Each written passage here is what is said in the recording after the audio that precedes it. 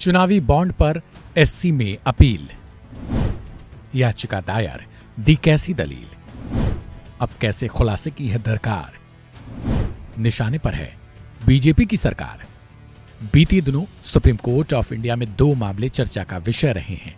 पहला तो है इलेक्ट्रॉनिक वोटिंग मशीन यानी ईवीएम को लेकर और दूसरा है इलेक्टोरल बॉन्ड यानी चुनावी चंदे को लेकर। विपक्ष को एक में मुद्दा तो दूसरे में निराशा का सामना करना पड़ा है।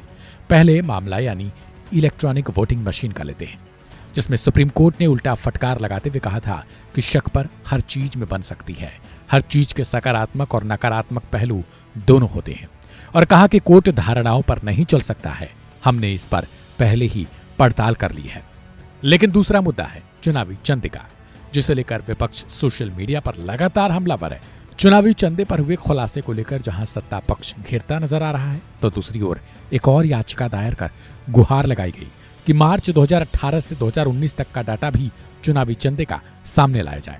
आपको बता दें कि फिलहाल सुप्रीम कोर्ट ऑफ इंडिया ने 2019 के अप्रैल से लेकर 2024 तक के आंकड़ों पर आदेश दिया था कि उसे जल्द से जल्द इलेक्शन कमीशन ऑफ इंडिया अपनी वेबसाइट पर अपलोड करे।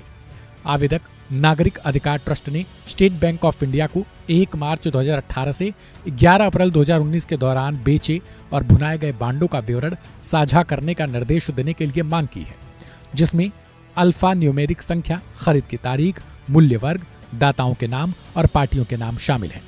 आवेदन में सुप्रीम कोर्ट से कहा गया है कि सीआई को इन विवरणों को अपनी वेबसाइट पर अपलोड करने के लिए आदेश देना चाहिए।